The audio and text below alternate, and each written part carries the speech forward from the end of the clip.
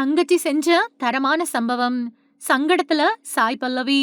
அதெல்லாம் உண்மையா?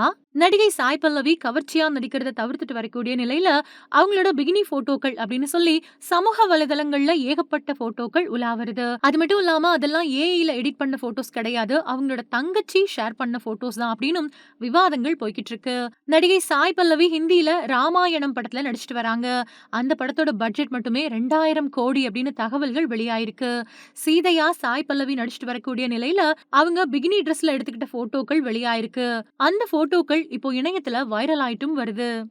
சாய் பல்லவியோட சகோதரி பூஜா கண்ணன் சமீபத்துல கல்யாணம் பண்ணிக்கிட்ட நிலையில தன்னோட அக்கா சாய் பல்லவி கூட விடுமுறைய வெளிநாட்டுல பீச்ல கொண்டாடி இருக்காங்க.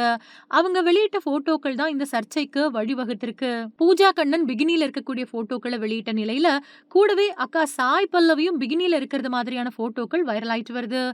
அது உண்மை கிடையாது அப்படின்னும் ஏஐ எடிட் அப்படின்னும் சாய் பல்லவி ரசிகர்கள் எதிர்ப்பு தெரிவிச்சிட்டு வராங்க.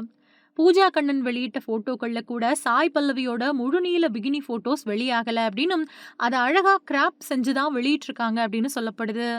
ஆனா அதை வச்சு ஏஐ போட்டோக்களை சிலர் உருவாக்கிட்டாங்களா, இல்லனா சாய் பல்லவியோட பிரைவேட் போட்டோக்கள் கசிஞ்சிருச்சா அப்படிங்கிற கேள்விகள் கிளம்பியிருக்கு.